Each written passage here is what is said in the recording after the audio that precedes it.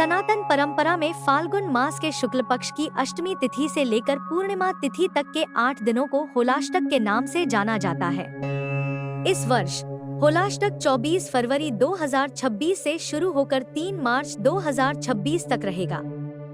होलाष्टक के इन 8 दिनों को धार्मिक और आध्यात्मिक दृष्टि से बहुत महत्वपूर्ण माना जाता है।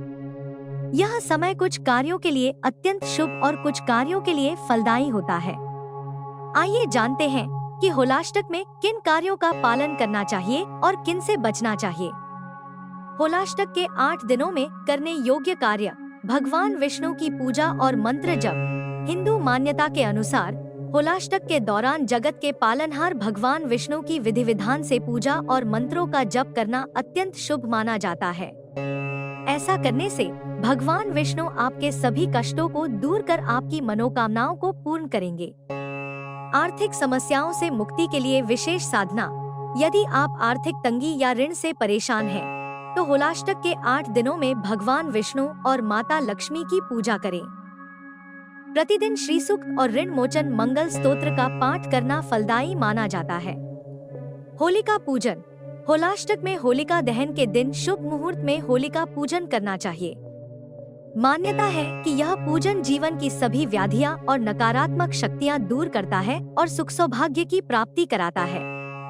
शिव पूजा और रुद्राष्टक का पाठ: यदि आप भगवान भोलेनाथ के उपासक हैं और किसी रोग या संकट से जूझ रहे हैं, तो पूरे 8 दिनों तक रुद्राष्टकं का पाठ और महामृत्युंजय मंत्र का जप करना चाहिए।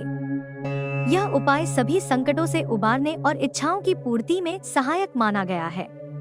नृसिंह और श्री कृष्ण मंत्र जप: होलाष्टक के दौरान प्रतिदिन नृसिंह भगवान या भगवान श्री कृष्ण के मंत्रों का जप करें।